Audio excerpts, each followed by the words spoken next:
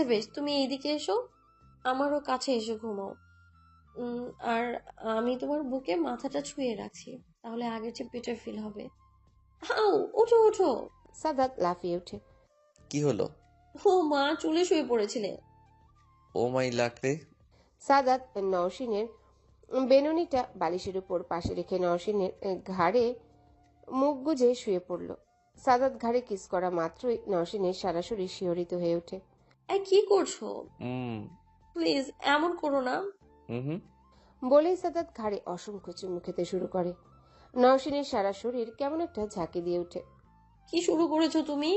সাদাত নওশিনের উপর হাত তুলে দিয়ে বলে, আদর করবো না একটু? নিজে তো বললে নিজের বুক নাকি খালি, তাহলে এগুলো কি? খালি তো, তবুও একটু আদর না করলে আরো ফাঁকা লাগবে যে। আজ তো তুমি আর আর আদর করবে না আমাকে। শেষমেশ ভাইপোটা আমার রোমান্সটা নষ্ট করলো। ধুর, তুমি না। কি? আমি? কিছু না, ঘুমাও তো, আমার ঘুম পাচ্ছে। আরে ঘুমাবো তো, একটা কিছু দাও। পারবো না, ঘুমাও। আরে দে না একটা। ঘুমাও তো। ওকে দিবে না তো? ঠিক আছে। সাদাত নওশিনের ঘাড়ে নিজের মুখ ঘষতে শুরু করে। ওর খোঁচা খোঁচা দাড়িগুলো খুব জোরে আঁচড় কাটছে নওশিনের কোমল ঘাড়ে। উহ বলে নওশিন একরকম লাফিয়ে ওঠে। অরূপ খুব শক্ত করে জড়িয়ে রাখায় সেও নড়ে ওঠে। তাই নওশিন আর নড়াচড়া করতে না পেরে আস্তে করে অরূপকে সরিয়ে ঠিক করে শুইয়ে দিল। সাদাদের দিকে ফিরে ভ্রুকুচকে জানতে চায়, কি হয়েছে তোমার? না দিলে এমনটাই হবে। আর একটু হলে তো অরূপ উঠে যেত। যাক, ভালোই হয়েছে, ছাড়াতে তো পেরেছো। এখন আমাকে একটু দেখো। নওশিনের মাথায় দুষ্টুমি ঘুরপাক খায়। কি দেখবো তোমায়, অনেক বছর ধরে তো দেখছি। সাদাত রেগে গিয়ে বলে, কি? আমি তোমাকে সেই দেখার কথা বলেছি? তো তো মানে বুঝতে পারছো না তুমি? কি বুঝবো, দেখা তো দেখাই হয়, আর কি। আচ্ছা। সাদাত আর কোনো কথা না বাড়িয়ে নওশিনকে জড়িয়ে ধরে ঠোঁটে ঠোঁট ডুবিয়ে দেয়। আচমকা হয় নওশিন প্রথমে ছাড়ানোর চেষ্টা করলেও পরে নিজেও তাল মিলিয়ে নেয়। প্রায় 4-5 মিনিট পর দুজনাই স্বাভাবিক হয়। দুজনাই হাঁপিয়ে উঠেছে। সাদাত ভ্রু কুচকে বলছে, কি খুব তো না করলে, তাহলে কি হলো? নওশিন কিছুটা লজ্জা পেয়ে গেল। সাদাদের বুকে ঘুষি দিয়ে ধ্যাত, তারপর সাদাদের বুকে মুখ গুজে নিল। নওশিন সাদাদের পিছনে খামচি দিতে শুরু করে। এই খামচি দিলে কিন্তু আমিও কামড়াতে শুরু করব। নওশিন আর খামচি দিল না, সাদাদের বুকে আলতো করে একটা কিস করে। সাদাদও নওশিনকে আরেকটু আগলে নিল। মিনিট 10 পরে সাদাদের চোখটা জাস্ট লেগে এসেছে। অরূপ ঘুমের ঘোরে আম্মু আম্মু বলে ডাকছে। নওশিন সাদাদের থেকে নিজেকে ছাড়িয়ে নিয়ে অরূপকে দিকে ফিরে। অরূপ নওশিনকে নিজের মা ভেবে জড়িয়ে ধরে। নওশিন অরূপের কপালে চুমু দিয়ে আরো শক্ত করে আগলে নিল। সাদাত মাথাটা হালকা উঁচু করে অরূপ আর নওশিনকে দেখে মুচকে এসে নওশিনকে হালকা করে জড়িয়ে নিয়ে মুহূর্তেই ঘুমের দেশে চলে যায়। স্বভাববশত প্রতিদিনের মতো মাঝরাতে নওশিনের ঘুমটা ভেঙে যায় আর নওশিন চোখটা খুলে আতঙ্কিত হয়ে চিৎকার শুরু করে। নওশিন অরূপকে ধাক্কা দিয়ে সরিয়ে দুহাত দিয়ে নিজের চোখ মুখ ঢেকে চিৎকার করছে। ঘুম ভেঙে যায় অরূপের। বাচ্চাটা বুঝার চেষ্টা করছে কি হয়েছে। নওশিনের কান্নার আওয়াজ পেয়ে হয়তো বুঝতে পেরেছে যে তার নতুন বউ কান্না করছে। তাই নওশিনকে নিজের সব শক্তি দিয়ে পেছন থেকে জড়িয়ে ধরে। ঘুম ভাঙা শব্দে বলছে, নতুন বউ কেঁদো না, কেঁদো না। সাদা তো ধর্মড়িয়ে উঠে পড়েছে। এতক্ষণে নওশিনের চিৎকার কমছে। কান্নার শব্দটা ধীর কিন্তু কেমন ভারী হয়ে আসছে। সাদাত চোখ খুলে আন্দাজ করতে পারে নওশিন কেন করছে। বেচারা রীতিমতো ভয় পেয়ে যায় নওশিনের আচরণে। আর অরূপ তো শক্ত করে ধরে রেখেছে যেন ওর নতুন বউ ভয় না পায়। সাদাতও নওশিনকে জড়িয়ে নিল। নওশিন সাদাতের বুকে মুখ রাখতেই সাদাত এমনভাবে চেপে ধরে যাতে নওশিন চোখ মেলে আর কিছু দেখতে না পারে। সাদাত নওশিনের কান্নার শব্দেই অনেকটা ভয় পেয়ে গেছে, কিন্তু জড়িয়ে ধরার পর ভয়টা 10 গুণ বেড়ে গেছে। কারণ এসি চলছে, অথচ নওশিন ঘেমে পুরো ভিজে গেছে। নসীন যান, আমি আছি না, শান্ত হও, সব ঠিক হয়ে যাবে। ও কাকা, নতুন বউয়ের কি হয়েছে? নসীন, এই নসীন। নতুন বউ, নতুন বউ, পুরো কি হয়েছে? ভয় পেয়েছো? নওশিন না কোনো চিৎকার করছে, না কোনো কান্নার শব্দ করছে। কোনো আওয়াজ দিচ্ছে না মেয়েটা। এমনকি সাদাত আর অরূপের ডাকাডাকির কোনো সাড়াও না। ও কাকা, লাইট অফ কেন করছো? তুমি তো বলেছিলে নতুন বউ লাইট নিভালে ভয় পায়, তাহলে কেন অফ করলে? লাইট দাও তাড়াতাড়ি। টেনশনে সাদাত লাইট জ্বালাতেই ভুলে গেছে। অরূপের কথায় হুঁশ আসে সাদাতের। নওশিনকে বেডে শুইয়ে দিয়ে মোবাইল খুঁজতে থাকে। বিপদের সময় ঝামেলাগুলো যেন এমনিতেই পা বাড়িয়ে দেয়। এমনি সময় মোবাইল হাতের কাছে থাকে আর আজ পাচ্ছেই না। অনুমান করে রুমের লাইটের সুইচ অন করতে যায়। সুইচে হাত দিতে সাদাত চরম পর্যায়ে অবাক হয়। এসি চলছে, তার মানে কারেন্ট যায়নি, কিন্তু লাইটের সব সুইচ অন করা সত্ত্বেও ঘর পুরো অন্ধকার, এমনকি বারান্দাও। সাদাত দ্রুত গতিতে দরজা খুলে দেখে ড্রয়িং রুমেও আলো আছে। আর এদিকে অরূপ নওশিনকে ধাক্কা দিয়ে দিয়ে ডেকে চলেছে, অথচ নওশিন কোনো সাড়া দিচ্ছে না। সাদাত আবারও ফোন খোঁজার জন্য বেডসাইড টেবিলে হাত দিতেই হাতে লেগে মোবাইলটা ওর পায়ের কাছে পড়ে যায়। ফোনটা উঠিয়ে আলো জ্বলে নওশিনের দিকে ধরতে সাদাত আরো চমকে যায়। অরূপও এবার নওশিনের মুখ দেখে কান্না করে দেয়। বাবা কাঁদিস না, নামো বেড থেকে। তোমার নতুন বউকে যেখানে আলো আছে সেখানে নিয়ে যেতে হবে। তুই ফোনটা ধরে রাখো, আমরা নতুন বউকে তোমার পিয়মনির রুমে নিয়ে যাব। অরূপ কান্না করতে করতেই বেড থেকে নেমে সাদাদের হাত থেকে ফোনটা নিয়ে নওশিনের দিকে ধরে রাখে। সাদাত নওশিনকে কোলে তুলে প্রাপ্তির রুমের দিকে দৌড়াতে থাকে, আর পেছন পেছন অরূপও ফোনের লাইটটা নিয়ে দৌড়াচ্ছে। প্রাপ্তির রুমের সামনে দাঁড়াতে অরূপ সাদাদের আগে দরজায় বাড়ি দিয়ে থাকে। পিমনি, দরজা খুলো, দরজা খুলো। প্রাপ্তি, গেট আপ, দরজা খুলো।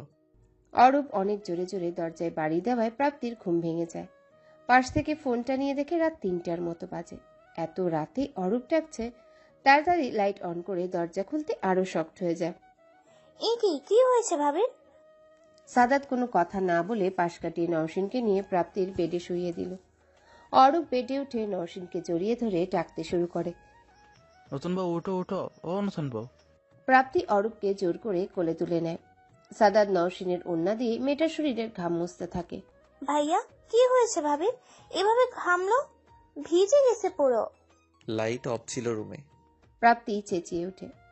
লাইট অফ ছিল মানে? তুমি জানো না ভাবির প্রবলেম আছে? আরে আমি কেন বন্ধ করতে যাব? রুমের লাইটের সুইচ অন করা, বাট আলো আসছে না। সাদাত নওশিনের হাত পা মাসতে মাসতে কথাগুলো বলছে। আজব তো, এটা কি করে সম্ভব? দাদা ভাই তো আজকে পুরো বাড়ির লাইটিং সিস্টেম নতুন করিয়ে নিয়েছে, আর তোমার রুমে তো দুটো এক্সট্রা লাইট লাগানো হলো। এসব কিচ্ছু জানি না, যা ভাবিকে ডেকে নিয়ে আয়। সাদাত নওশিনের চোখে মুখে পানি ছিটিয়ে দিচ্ছে, তাতেও কোনো কাজ হচ্ছে না। প্রাপ্তি অরূপকে রেখে অরূপের মাকে ডাকতে চলে যায়। অরূপও সাদাদেরটা দেখে নওশিনের হাত মেজে দিচ্ছে। এই বাচ্চা ছেলেটা যেন মুহূর্তে বড় হয়ে উঠেছে। সাদাত একবার নওশিনের পা ঘষছে তো আরেকবার হাত, কিন্তু নওশিন নিথরভাবে শুয়ে আছে, কোনো সাড়া নেই। অরূপের মা রুমে ঢুকে নওশিনের পাশে বসে নওশিনের পালস চেক করে। হায় আল্লাহ, পালস এত স্লো কেন? লাইট বন্ধ হলো কিভাবে? হাত পা তো ঠান্ডা হয়ে আসছে। প্রাপ্তি, যা ময়নার মাকে ডাক। কি হলো, হা করে দাঁড়িয়ে আছিস কেন? যা। অরূপের বাবা এসে অরূপকে কোলে নিতে চাইলে ছেলে কোলে ওঠে না। নওশিনের পাশে ঠায় বসে রইল। ছেলে যেন না কাঁদে, তাই অরূপের বাবা ছেলের পাশে বসে ছেলেকে জোর করে কোলে তুলে নওশিনের পাশে বসালো। প্রাপ্তি ওদের সার্ভেন্টকে ডেকে আনতেই অরূপের মা বলল, যান, তাড়াতাড়ি গরম পানি করে আনুন। সার্ভেন্ট দ্রুত চলে যায়। শুনছো, ওই দিন আন্টি ইঞ্জেকশন দিল না? কার কাছে দিয়েছিল? মা নাকি কাকির কাছে? আম্মুর কাছে। আম্মু ডিপ ফ্রিজে রেখার সময় বলছিল। দেখেছিস কোথায় রেখেছে? প্রাপ্তি মাথা নেড়ে সম্মতি জানায়। আন যা। প্রাপ্তি আবারও দৌড়ানো শুরু করে। সাদাত রীতিমতো থ। ও জানতো নওশিনের এরকম প্রবলেম হয়, কিন্তু সেটা শুধু শুনেছিল, দেখেনি কোনোদিন। আজ এই অবস্থায় নওশিনকে দেখতে পারছে না সে। দমটা বুঝি বন্ধ হয়ে যাবে এখনই। টেনশন নিস না, ঠিক হয়ে যাবে। বাট আমি কিছুতেই বুঝলাম না লাইট কি করে নষ্ট হতে পারে। আগে থেকে রুমে দুটো লাইট, আর আজকে আরো দুটো লাগানো হয়েছে। কারেন্ট চলে গেলেই একটা এমনিতেই জ্বলে উঠবে, আর অন্য একটু পর পাশেরটাও। তাছাড়া বারান্দার লাইটগুলো সারা রাত জ্বলবে, এমন করেই সেট করা হয়েছে। তাহলে এই ঘটনাটা কি করে হলো? কেউ কিছু বলার আগেই গরম পানি আর ইঞ্জেকশন এসে গেছে। তাই আর কোনো কথা না বলে অরূপের মা ইঞ্জেকশনটা পুশ করতে যান, কিন্তু নওশিন ফুল ব্যান গলা জামা পড়েছে। ইঞ্জেকশনটা পুশ করতে হবে নওশিনের কবজির উপরে, তাই এখন জামা খোলা ছাড়া কোনো উপায় নেই। অরূপের মা ইশারা করতে অরূপের বাবা অরূপকে নিয়ে বাইরে চলে যায়। যদিও অরূপ যেতে চায়নি, তবুও জোর করে নিয়ে যাওয়া হয়। প্রাপ্তি আর সার্ভেন্টকেও রুম থেকে সরিয়ে দিয়ে দরজা লক করে দিয়ে সাদাতকে নওশিনের জামাটা খুলে দিতে বলেন। সাদাত কোনো কথা বলছে না, স্তব্ধ হয়ে গেছে নওশিনের এমন অবস্থা দেখে। সাদাত তাড়াতাড়ি নওশিনের জামাটা খুলে দিল। আর অরূপের মা নওশিনের ইঞ্জেকশনটা এতক্ষণ গরম পানিতে ডুবিয়ে রেখেছিল, সেটা তুলে দ্রুত নওশিনের হাতে পুশ করে দেয়। ভাবি, নো টেনশন, আধা ঘন্টার মাঝেই সেন্স চলে আসবে। তুই এক কাজ কর, এই যে আলাদা করা গরম পানিটা আছে, ওটা টাওয়েল ভিজিয়ে ওর সারা শরীর মুছে দে। ঘেমে গেছে তো, মুছে দিলে বেটার ফিল করবে। আর আমি ড্রেস নিয়ে আসছি, তুই আগে শরীরটা মুছে দে। ভাবি চলে যাওয়ার পর সাদাত নওশিনের দুগালে হাত দিয়ে ডাকতে থাকে। প্লিজ জান উঠো, আমি আর নিতে পারছি না। আধা ঘন্টা অপেক্ষা করা সম্ভব না আমার পক্ষে। প্লিজ উঠো। কিছু করার নেই, অপেক্ষা করতে হবে। সাদাত নওশিনকে জড়িয়ে ধরে আবারও ডাকতে থাকে। এরই মাঝে ওদের ভাবি রুমে ঢুকে পড়েছে। কি করতে বললাম তোকে, আর তুই কি করছিস?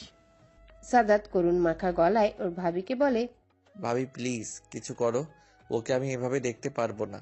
প্লিজ ভাবি। সাদাত, শান্ত হ। এরকম পেশেন্টরা এরকমই হয়।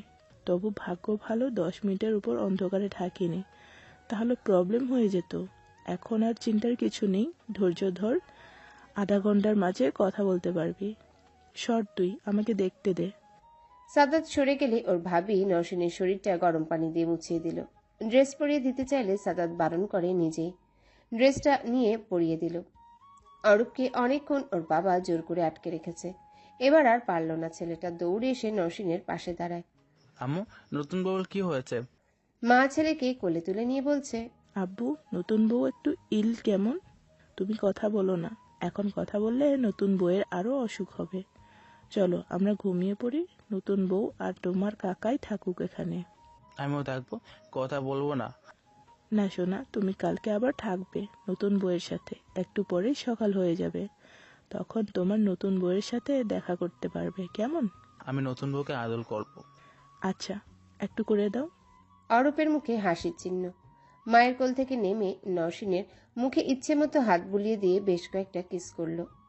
আব্বু, হয়েছে, চলো। আরো আরো আদর করলে নতুন বউয়ের ঘুম নষ্ট হয়ে যাবে। আমরা সকালে আসবো। অরূপ বাধ্য ছেলের মতোই মায়ের সাথে চলে যায়। প্রাপ্তি সাদাদের রুমে গিয়ে ঘুমিয়ে পড়ে।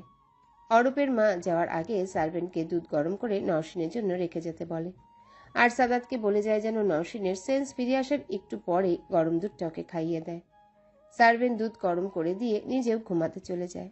যদিও তিনি থাকতে চেয়েছিলেন, কিন্তু সাদাদের জোরাজোরিতে ঘুমাতে যান। প্রায় মিনিট 25 পর নওশিন চোখ খুলে। সাদাত নওশিনের হাত ধরে চোখ বন্ধ করে বসে আছে। নওশিন একটু নড়া মাত্রই সাদাত চোখ খুলে দেখে নওশিনের সেন্স এসেছে। সাদাতকে দেখেই নওশিন আবারও কান্না শুরু করে। সাদাত নওশিনের পাশে শুয়ে নওশিনকে শক্ত করে জড়িয়ে নিলে নওশিন সাদাতের বুকে মুখ রেখে আরো জোরে কান্না করতে থাকে। সাদাত নওশিনকে একটানে নিজের বুকের উপর তুলে নেয়। আমি আছি না, এত ভয় পাওয়ার কি আছে? শান্ত হও, আর কাঁদবে না। সাদাত নওশিনকে বুকে নিয়ে উঠে বসে, নিজে খাটে হেলান দিয়ে নওশিনকে বুকের উপর রাখে। নওশিন সাদাতকে এমন করে ধরে রেখেছে মনে হয় একটু ছাড়া পেলেই সাদাত চোরের মতো পালিয়ে যাবে। নওশিন এখনো কান্না থামায়নি। সাদাত নওশিনের মুখ তুলে দেখে নওশিনের চোখ বন্ধ। সাদাত নওশিনের চোখের পানি মুছে দিয়ে দু গালে হাত রেখে বলছে, চোখ খুলো, দেখো কত আলো, আর তোমার সামনে আমি আছি, চোখ খুলো। নওশিন চোখ খুলে আবারও সাদাতকে জড়িয়ে ধরে। সাদাতও শক্ত করে আঁকড়ে নেয় নিজের প্রাণপ্রিয়াকে। খুব কষ্ট হচ্ছিল তাই না?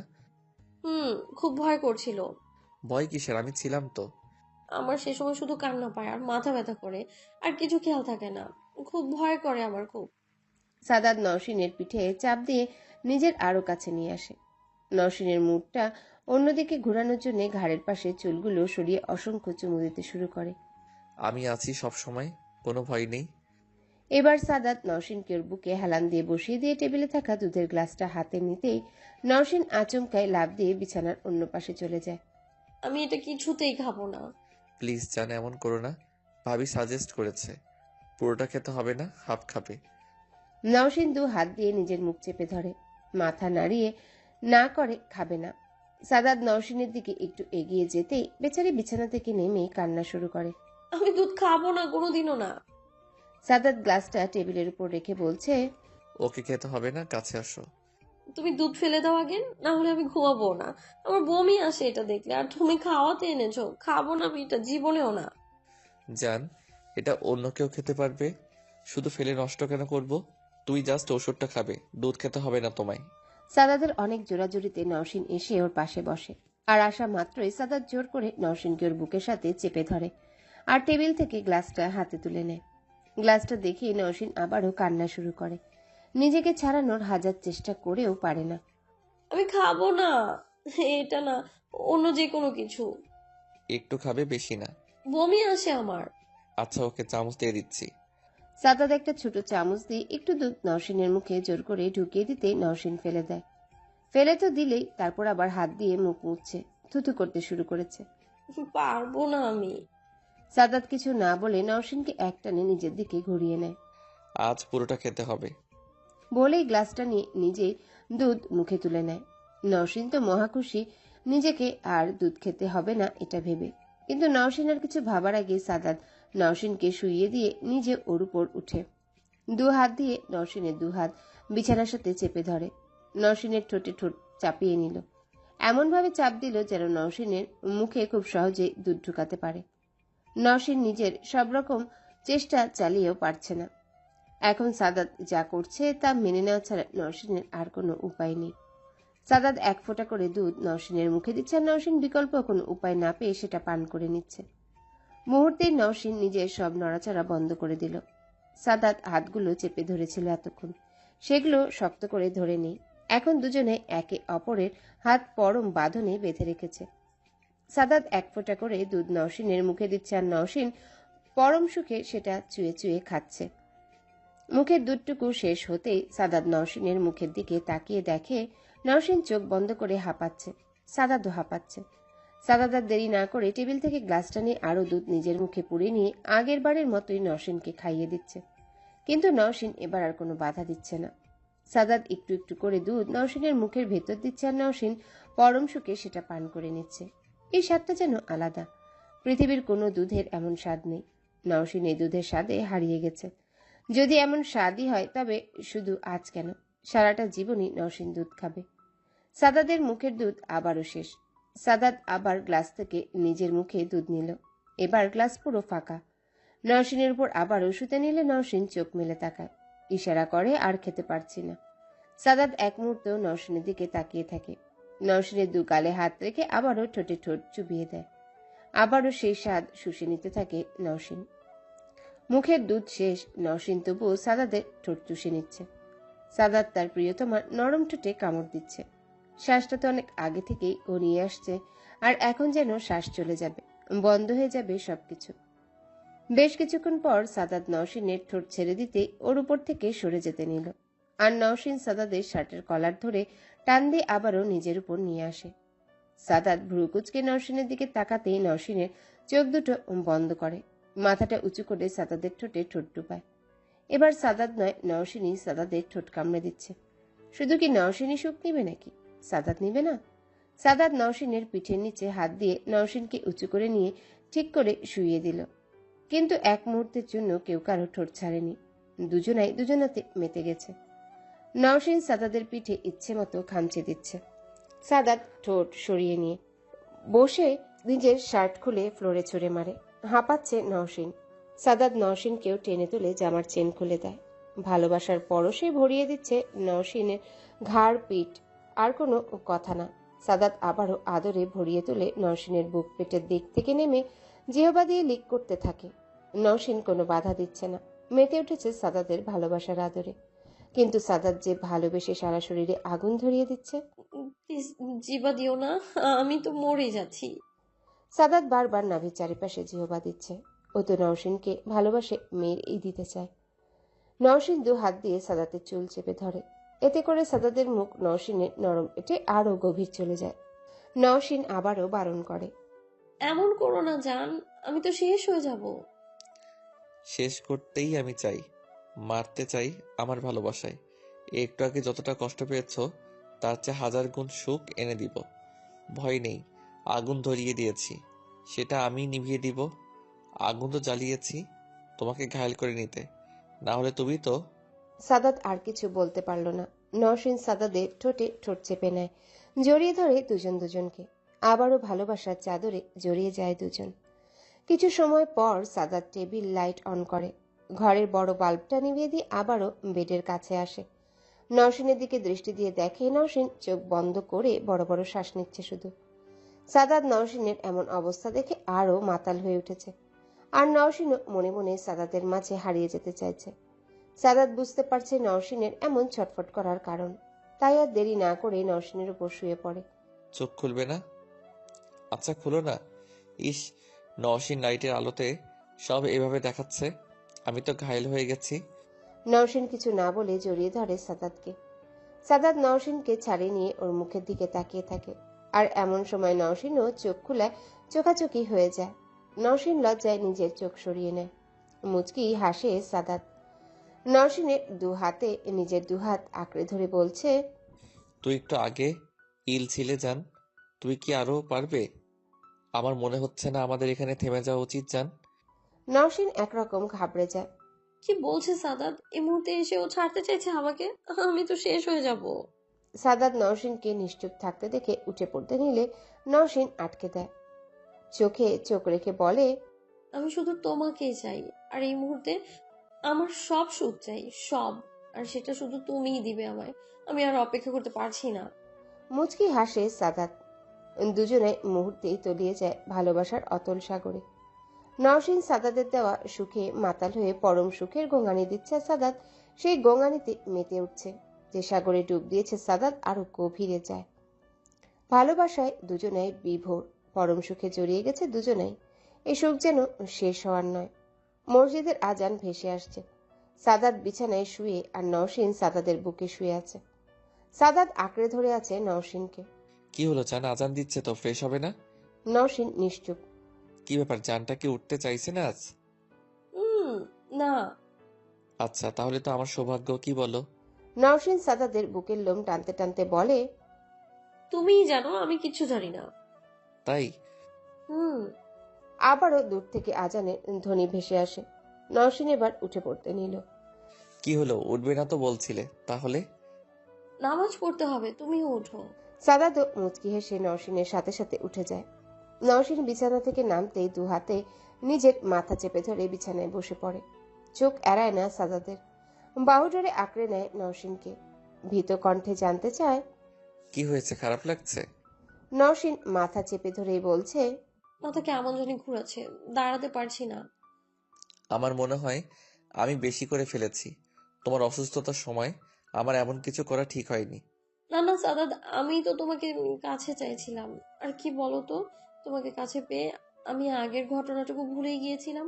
এতে বরং আমার ভালো হয়েছে, না হলে আমি আরো অসুস্থ হয়ে পড়তাম। কিন্তু তোমার ভালোবাসা সেটা তো হয় থামো তো, তাহলে মাথা ঘোরাচ্ছে কেন? দুষ্টুমি করা নাড়ে নওশীনের মাথায়। একটু হেসে নিয়ে বলছে, আমার মনে হয় কি? আমার মনে হয় যে আমি কি বলবে তো, আমার কিন্তু টেনশন হচ্ছে।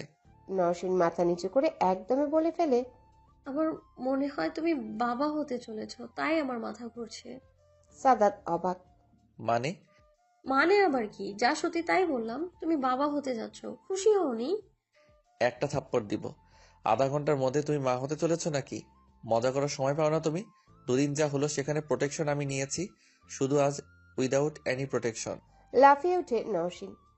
এই জান, তার মানে আজকের ঘটনার জন্য আমি কনসিভ করতে পারবো? ইস, কি মজা হবে তাই না? আল্লাহ, আজকের কারণেই যেন আমি কনসিভ করি, please Allah, please please. Sadat নওশীনের মোনাজাত ধরা হাতটা ঝটকা মেরে নামিয়ে নেয়। চুপ, কিচ্ছু হবে না। আমি তোমাকে প্রোটেকশন নেওয়ার ব্যবস্থা করে দিব আজ।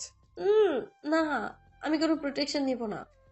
সাদাত নওশীনের দু হাত নিজের হাতের মধ্যে নিয়ে বলছে, না জান, এমন করো না প্লিজ। তুই জানো, ভাবি বলেছিল তোমার প্রেশার খুব লো। আর কিছু সময় নাও তুমি প্লিজ। আর আমি তোমার স্বাস্থ্যের কথা ভেবেই তোমাকে কোনো প্রোটেকশন নিতে দেই না, সব আমি নিজে করি। বাট নর্মালি তো মেয়েরাই প্রোটেকশনের জন্য পিল নিয়ে থাকে, কিন্তু আমি চাই তোমার কোনো পার্শ্ব প্রতিক্রিয়া যেন না আসে, তাই আমি নিজেই প্রোটেকশন নিচ্ছি। শুধু আজকে এমন হলো, প্লিজ শুধু আজকের দিনটা তুমি একটা পিল নিবে, আর বলবো না তোমায় পিল নিতে, শুধু আজ। না, আমি নিব না, আমি মা হবো, ব্যাস এটাই শেষ কথা। তুমি দেখেছো অরূপ কি সুন্দর আমাকে জড়িয়ে ধরে ঘুমোচ্ছিল? জান প্লিজ। এই অরব কোথায়? আর আমরা তো প্রাপ্তির রুমে। অরূপ ওদের রুমে, আর বাদ দাও সেসব কথা। এখন আমি যেটা বলছি সেটা শোনো। একটা বেবি নিলে কি এমন হয়? আমাদের কি টাকার অভাব যে বেবি নিতে বা পালতে পারবো না আমরা? এবার না সত্যি একটা থাপ্পড় খাবে তুমি। টাকার কথা কোথা থেকে আসলো? আল্লাহ আমাদের যথেষ্ট দিয়েছে। আমি বলতেছি তোমার শরীরের কথা। নওশিন মুখ গোমরা করে বসে আছে। সাদাত নওশিনের আরো কাছে গিয়ে বসে। নওশিনের দুগালে হাত দিয়ে বলছে, জান, মন খারাপ কেন করছো? আমরা খুব তাড়াতাড়ি বাবা মা হব। আমি তোমাকে বলেছি না, লাস্ট সেমিস্টারটা কমপ্লিট হোক তারপর তারপর আমরা ডিসিশন নিব। আর আজ আমি তোমাকে ডাক্তারের কাছে নিয়ে যাব। উনি কি বলেন শুনি। ওনার পরামর্শ মতে চলে আমরা এগুবো। আর হ্যাঁ, এমন কেন করছো? শুধু এটার জন্য না। তুমি কেমন ইল হয়ে গেলে বলো তো? আমি তো তোমার সব মেডিকেল হিস্টরি জানি না। সেসব জানতেও তো যেতে হবে। প্লিজ মন খারাপ করো না। কাঁদো কাঁদো কণ্ঠে নওশিন বলে ওঠে। ঠিক আছে, তবে শুধু আজকেই আমি প্রোটেকশন নিব, আর কোনোদিন না। আর সেমিস্টারের পর আমার কিন্তু বেবি চাই। হেসে দিয়ে সাদাত বলল। ওকে ওকে। নওশিন ফ্রেশ হয়ে যাওয়ার জন্য আবার উঠে দাঁড়ায়, কিন্তু এবারও মাথায় হাত দিয়ে থেমে যায়। পড়ে যেতে নিচ্ছিল, কিন্তু সাদাত এসে ধরে ফেলায় পড়ে যাওয়ার সুযোগ পায়নি। এই তোমার কি হয়েছে? খারাপ লাগছে? কেমন যেন মাথা ঘুরছে। আগে হতো এমন? মানে যদি অসুস্থ হয়ে পড়তে তারপর এমন কোনো লক্ষণ প্রকাশ পেত? সাদাত ভয়ে ভয়ে অনেক প্রশ্ন করে চলেছে নওশিনকে। না, মাথা এমন করতো না, বাট সেন্স আসার পর মাথা খুব ব্যথা করতো। বাট আজ তো ব্যথা করেনি, এখন মাথা কেমন যেন অস্বস্তি লাগছে। সাদাত সময় নষ্ট না করে নিজেই নওশিনকে বাথরুমে নিয়ে যায়। আরে কি করছো? আমি পারবো। চুপ, কোনো কথা বলবে না। সাদাত গরম পানি দিয়ে নওশিনকে গোসল করিয়ে সারা শরীর মুছে নিজেই প্রাপ্তির আলমারি থেকে একটা শাড়ি নিয়ে নওশিনকে পরিয়ে দিল। আর নওশিন যেন কোনো মতেই ঠান্ডা না লাগে সেজন্য ড্রায়ার দিয়ে চুল শুকিয়ে দিচ্ছে। কি করছো? ড্রায়ার করছো কেন? তুমিই তো না করতে। সেটা চুলের জন্য, বাট আজ তোমার ভালোর জন্য। ভাবি বলে গেছে তোমার যেন কোনো মতেই ঠান্ডা না লাগে। নওশিন আর কোনো কথা বলল না। সাদাত নওশিনের চুল ড্রাই করে দিয়ে নিজেও শাওয়ার নিয়ে এলো। তারপর দুজনে একসাথে ফজরের নামাজ আদায় করে নিল। অবশ্য নওশিন বসে বসেই নামাজ পড়ল, কারণ আজ মাথাটা একটু বেশি ঘুরছে, তাই ঠিকমতো দাঁড়াতে পারছে না মেয়েটা। এখনো খারাপ লাগছে? একটু। অথচ নওশিনের মাথা অলরেডি ব্যথা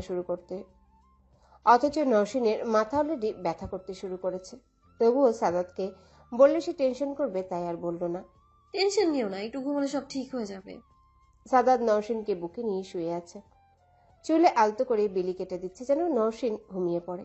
সাদাদের ভেতরটা কেমন যেন আনচান করছে নওশিনের জন্য। মেয়েটা উঠে দাঁড়াতে পারলো না ঠিক মতো মাথার জন্য। সাদাত ঠিক মেনে নিতে পারছে না। ওইদিকে নওশিনের মাথা ব্যথাটাও বেড়ে যাচ্ছে। ব্যথাটা নওশিনের খুব চেনা, তবুও দাঁতে দাঁত চেপে সহ্য করে নিচ্ছে যেন সাদাত কিছুতেই টেনশনে না পড়ে। কিছুক্ষণ পর ও মা, উফ। এই কি হয়েছে তোমার? উম, মাথায় চাপ দিয়ে ধরে কান্না করছে নওশিন।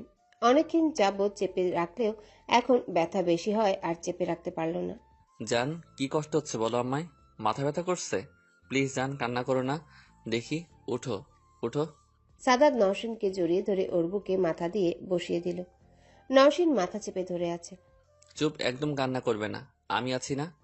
সাদাত নওশিনের মাথা টিপে দিচ্ছে আর ওর ভাবিকে ফোন করে এই রুমে আসতে বলল। ভোরের আলো কেবল একটু একটু করে আসতে শুরু করেছে রুমগুলোতে। এমন সময় সাদাতের ফোন পেয়ে দৌড়ে আসে অরূপের আম্মু। বোন, দেখি কি কষ্ট হচ্ছে বল আমায়। নওশিন সাদাতের শার্ট খামচে ধরে আছে ব্যথার চোটে, আর সাদাত এক হাতে নওশিনকে বুকে আগলে রেখেছে আর অন্য হাতে মাথা টিপে দিচ্ছে। সাদাত ওর ভাবিকে জানায় নওশিনের খুব মাথা ব্যথা করছে। আমিও এটাই এক্সপেক্ট করেছিলাম, বরং আমি এটা ভেবে অবাক হয়েছিলাম যে নৌসিনের সেন্স ফেরার পর ওর মাথা ব্যথা বা বমি কোনো কিছুই হয়নি কেন। কান্না করিস না বোন, কান্না করলে আরও চাপ লাগবে মাথায়। বাট সাদাত এত সকালে কেন ট্রিটমেন্ট দেব কি করে? আন্টি তো ওই দিন আমাকে জাস্ট ওর ড্রেড টাইমের ইঞ্জেকশন দিয়ে দেখিয়ে দিয়েছিল। ব্যথার ইঞ্জেকশনটা তো ফার্মেসি থেকে আনতে হবে। মানে ও কি 9টা-10টা পর্যন্ত এমন যন্ত্রণা নিয়ে থাকবে নাকি? আমার মনে হয় ওকে হসপিটালাইজ করলে ভালো হবে। রাগ করিস না তুই, এত সকালে কোনো ইমার্জেন্সি ডক্টর পাওয়া যাবে না। প্রাইভেট হসপিটালে আর এই ধরনের ইনজেকশন সব জায়গায় পাওয়া যাবে না। তুই এক কাজ কর, ওকে গভর্নমেন্ট। তুমি কি বলতে চাইছো ভাবি? ও এখন সরকারি হাসপাতালে বেড়ে থাকবে নাকি? ইম্পসিবল। আরে কথাটা শেষ করতে দে। আমার তো আর জব নেই, প্রাইভেট নিয়ে গেলে এই মুহূর্তে ধানমন্ডি ছাড়া অন্য কোথাও ভালো ট্রিটমেন্ট পাবো না আমরা। আর ট্রিটমেন্ট কি ওকে জাস্ট ইনজেকশনটা দিয়ে নিয়ে আসবো, দেন বিকালের দিকে আমার এক ফ্রেন্ডের কাছে নিয়ে যাব। এখন যদি তুই সরকারি হাসপাতালে নিয়ে যাস, আমি সেখানে কাজ করতে পারবো। আর দায়িত্বরত কোনো নিউরো সার্জনকে কিছু টাকা ধরিয়ে ইনজেকশনটা লিখিয়ে ডেল্টা মেডিকেল কলেজের ফার্মেসি থেকে আনিয়ে পুশ করলেই তো হলো। ব্যাস, এইটুকু নওশিনকে তো সেখানে রেখে আসছি না আমরা। তাছাড়া এসব কেসে ডাক্তারদের বিশ্বাস কম করতে হয়। তুই বেশি কথা বাড়াস না, চল ওকে নিয়ে। আমি তোর ভাইয়াকে বলে আসছি। ওকে, তুমি যা ভালো মনে করো, বাট ভাবি ওর অবস্থা। কুল ডাউন ভাই, দেখা ছাড়া তোর আমার কিচ্ছু করার নেই। সাদাত নওশিনকে নিয়ে গাড়িতে উঠায়। সাদাদের বাবা মা এখনো ঘুমাচ্ছে, টেনশন করবে বলে বড়দের আর জানানো হয়নি। সাদাদের ভাবি নওশিনকে নিজের কোলে মাথা রাখিয়ে শুয়ে দিল, আর সাদাত সামনে বসে ড্রাইভ করছে। সলিমুল্লাতে চলে যাবি? আমি স্যারকে ফোন করে ডিটেলস বলে রেখেছি। হুম। নওশিন পাগলের মতো ছটফট করে চলেছে। সাদাত গাড়ির আয়না স্পষ্ট দেখতে পাচ্ছে সেটা। ভেতরটা দুমড়ে মুচড়ে যাচ্ছে, বাট সে কিছু করতে পারছে না। আচ্ছা সাদাত, একটা কোয়েশ্চেন করব, যদিও পার্সোনাল বিষয় তোদের। সাদাত ড্রাইভ করতে করতেই বলে, শিওর, বলো। আমি যতদূর জানি সেন্স আসার মিনিট 5 পরই প্রিডিমনেসিয়ানদের মাথা ব্যথা তীব্র হয়, বাট নৌসিনের 3 ঘন্টার পর রেড যদি ভুলে গিয়ে থাকে তাহলে ব্যথাটা হওয়ার কথা নয়। আর আমি ওকে কোনো ঘুমের ইনজেকশনও দিইনি যে ও ঘুমিয়ে যাবে, ব্যথা হবে না। তাহলে ওর মাইন্ডটা অন্যদিকে সাদাত বুঝে গেছে ওর ভাবি কি জানতে চাইছে। সাদাতের ভাবির প্রশ্ন শেষ করার আগেই বলে ওঠে, হ্যাঁ ভাবি, তুমি ঠিক ধরেছ। ওর সেন্স আসার কিছু সময় পরই আমরা ফিজিক্যাল রিলেশনে চলে গিয়েছিলাম, তাই মেবি ওর মাইন্ড অন্যদিকে ছিল। নওশিন এই মুহূর্তে স্বাভাবিক থাকলে সাদাতের মাথায় মারত, বাট অসুস্থ থাকায় ওদের দুজনের কথা শুনছে না। আগে নিজের জীবন, তারপর অন্য কিছু। I see. আমিও একটা বইতে পড়েছিলাম যে ধরনের রোগীরা যদি বিবাহিত হয়ে থাকে তাহলে এটা খুব কাজে দেয়। বাট যে এই বইটা লিখেছিলেন তাকে জেলে পাঠানো হয় এবং বইটার লাইসেন্সও নিয়ে নেয় সেই দেশের সরকার। লোকটা একজন সাহিত্যিক ছিলেন। চিকিৎসা বিষয়ক এমন জটিল সমস্যার এমন অদ্ভুত সমাধান তৎকালীন সময়ে কেউ মেনে না নিলেও বেশ কিছু বছর পর আমেরিকান চিকিৎসকরা এটা প্রমাণ করেন যে সাহিত্যিক একদম ঠিক উপায় বলেছেন। কারণ এইসব রোগ ছেলেদেরই বেশি হয়, যেহেতু এগুলো থ্যালামাস থেকে নিঃসৃত বিশেষ রসের কারণে হয়ে থাকে। আর সে সময় যদি এমনকি অন্যদিকে ঘোরানো যায় তবে রোগী অনেকটাই সুস্থ হয়ে ওঠে। আর মন পুরোপুরি অন্যদিকে ঘোরাতে হাইপোথ্যালামাসের আবেগ ক্রিয়ার প্রভাব সবচেয়ে কার্যকরী, আর এটা খুব ভালো কাজ করে। ইভেন সবকিছুর চেয়ে উইদাউট এনি মেডিসিন, সেটা হচ্ছে যৌনক্রিয়া। কেননা একমাত্র এই সময়েই দুটি মানুষ এতটাই তৃপ্ত থাকে যে অন্য সব কিছু মেমোরি থেকে সে সময়টুকুর জন্য বান হয়ে থাকে। আমি কাল যাওয়ার সময় তোকে একবার বলতে চেয়েছিলাম, বাট সাহস পাইনি। কিন্তু তোরা না জেনেও এটা করে খুব ভালো করেছিস। আফটার অল নৌসিন কিছু সময় মানসিক চাপ থেকে দূরে ছিল। সাদাত কিছু বলল না। ও ভেবেছিল ওর ভাবির ইচ্ছে মতো কথা শোনাবে, নওশিনের এমন অবস্থা ওর সাথে এটা করার জন্যে। বাট ওর ভাবি যা বলল, তারপর ওর আর কি বলার থাকে। রাস্তা ফাঁকা থাকায় 12-13 মিনিটে ওরা হসপিটালে পৌঁছে যায়। সাদাতের ভাবি আগে থেকেই সব রেডি করে রেখেছিল। ওনার স্যার নওশিনের কন্ডিশন দেখে তার সাথে পরামর্শ করে ইঞ্জেকশনটা লিখে দেন। সাদাত তাদের কথা মতোই সেটা আনার জন্য বেরিয়ে পড়ে। অনেকেই হয়তো ভাবছেন, যদি সাদাতের ভাবি ইঞ্জেকশন নামটা জানতেন তাহলে কেন উনি লিখলেন না। তার কারণ হলো, দায়িত্বরত কোনো চিকিৎসকের স্বাক্ষর ব্যতীত কোনো জটিল মেডিসিন বা ইঞ্জেকশন বিক্রি করা হয় না, বিশেষ করে নিউরন বিষয়ক কোনো সমস্যাতে তো নয়ই। সাদাত ইঞ্জেকশনটা আনার আগ মুহূর্ত পর্যন্ত নওশিন চিৎকার করে কান্না করছিল। যদি সে ব্যথার কথাটা সাথে সাথে সাদাতকে বলতো তাহলে তখনই সাদাত কিছু একটা করতে পারত। বাট সে তো বলেছে যখন আর সহ্য করতে পারছিল না। সাদাত আসার আগেই ওর ভাবি নওশিনকে সামলাচ্ছিল। সাদাত আসায় উনি উঠে বাইরে চলে যান ডক্টরের সাথে কথা বলতে। সাদাত আসা মাত্রই নওশিন সাদাতকে জড়িয়ে ধরে কাঁদতে থাকে। সাদাত অনেক কষ্টে নিজেকে সামলে নিল। জান, আর একটু সহ্য করো। মা। সাদাত নওশিনের মাথায় চুমু দিচ্ছে, অনেক শক্ত করে জড়িয়ে ধরেছে। কেবিনে থাকায় সেখানে সাদাত আর নওশিন ছাড়া কেউ নেই। সাদাত নওশিনকে অনেক বুঝিয়ে সুঝিয়ে বেডে শুইয়ে দিল, আর তখনই ওর ভাবি আর ডক্টর কেবিনে ঢুকে। নওশিন জানে এই ইঞ্জেকশনে কতটা ব্যথা হবে ওর। এটা কোনো সাধারণ ইঞ্জেকশন না, সেটাও ভালো করেই জানে। তাই ইঞ্জেকশন দেখেই কেমন একটা আটকে উঠে। সাদাদের ভাবিও জানেন এটাতে কতটা কষ্ট হবে, বাট সাদাত সে তো জানেই না কতটা ব্যথা নিতে হবে তার প্রিয়তমাকে। ইঞ্জেকশনটা দেওয়া হয় সাধারণভাবেই, বাট সেটার তরলটা যখন শরীরের শিরা দিয়ে যেতে থাকে তখন রোগীর কাছে মনে হয় সারা শরীরে কেউ কেটে মরিচের গুঁড়া লাগিয়ে দিয়েছে, এতটা জ্বালা করে। যদিও 15-20 মিনিট পরে জ্বালা সহ ব্যথাটাও কমে যায়, কিন্তু এই 15 মিনিটে জানটা বেরিয়ে যাওয়ার উপক্রম হয়। আর এরপর শুধু পানির পিপাসা লাগে। তাই ইঞ্জেকশন পুশ করার আগেই সাদাতের ভাবে জোর করে সাদাতকে বাইরে পাঠিয়ে দেয়। নওশিনও সাদাতকে থাকতে বলেনি, কারণ ও চায় না সাদাত ওকে এই যন্ত্রণাটা পেতে দেখুক। একরকম এই কথাটা ভেবেও সাদাতের ভাবি নওশিনকে হসপিটালে নিয়ে আসেন, যেন বাসার কেউ এটা দেখলে ঘাবড়ে না যায়। ডাক্তারদের পক্ষে এটা দেখা সম্ভব, বাট দেখেনি কোনোদিন যারা রোগীর ছটফটানি আর চিৎকার শুনলেও ভয় পেয়ে যাবে। ইঞ্জেকশনে পুশ করার আগে দুজন নার্স ঢুকে নওশিনের কেবিনে। তারা নওশিনের পাশেই দাঁড়ায়, আর সাদাদের ভাবি নওশিনের মাথার কাছে বসে মাথায় হাত বোলাতে থাকে। ডক্টর মানে সাদাদের ভাবি স্যার ইঞ্জেকশনটা নওশিনের কবজির উপর পুশ করে দেওয়া 2 সেকেন্ডের মাঝে নওশিন আল্লাহ গো বলে চিৎকার করে ওঠে, আর নার্স দুটো নওশিনের হাত চেপে ধরে। নওশিন এমন জোরে চিৎকার করে যে তার আওয়াজটা সাদাদের কান ভেদ করে কলিজায় গিয়ে লাগে। দৌড়ে ভেতরে আসে সাদাত। নওশিন বেডের উপর কই মাছের মতো ছটফট করছে, এমনভাবে পা ছুটছে যেন স্বপ্ন দেখে জোরে বাইসাইকেল চালাচ্ছে। নওশিনের হাতে ছিটকানিতে নার্সের হাত সরে যায়। ওরা আবার ধরতে চাইলে সাদাতের ভাবি ধরতে দেয় না। সাদাত পাগলের মতো নওশিনের কাছে এসে সবার সামনে নওশিনকে জড়িয়ে ধরে। নওশিনের কোনো খেয়াল নেই কে ওকে জড়িয়ে ধরেছে। ইঞ্জেকশনটা দেওয়ার পর ওর সারা শরীরে আগুন ধরে গেছে। এখন কেউ হাত দিয়ে ছুলেও আগুনের মাত্রা বেড়ে যায়। নওশিন কারো জড়িয়ে ধরায় এত জোরে শরীর ঝাঁকুনি দেয়, এতে সাদাতও ছিটকে পড়ে। সাদাত ভয়ে আতঙ্কে ওর ভাবির দিকে ভ্রু কুঁচকে তাকায়। ওর ভাবির চোখ ছলছল করছে। উনি অনেককে নিজের সামনে এই যন্ত্রণা পেতে দেখেছেন, কিন্তু আজ যে ওনার আপনজন পাচ্ছে এটা চোখের সামনে দেখা যে কতটা কষ্টের যে দেখেছে সে জানে। সাদাত তো শুধু নওশিনের চিৎকার শুনেছে আর ছটফট করা দেখেছে, বাট ওর ভেতরে যে কতটা কষ্ট হচ্ছে সেটা নওশিন ছাড়া উপস্থিত দুজন ডাক্তার ভালোভাবে উপলব্ধি করতে পারছে, কারণ তারা বইয়ের পাতায় এই কষ্টটা সুন্দর উপমা সহ পড়েছেন। সাদাদের এমন চাহনি তোর ভাবি নিজেকে অনেক কষ্টে স্বাভাবিক করে বলেন, কিচ্ছু হবে না, 10 মিনিট পরই।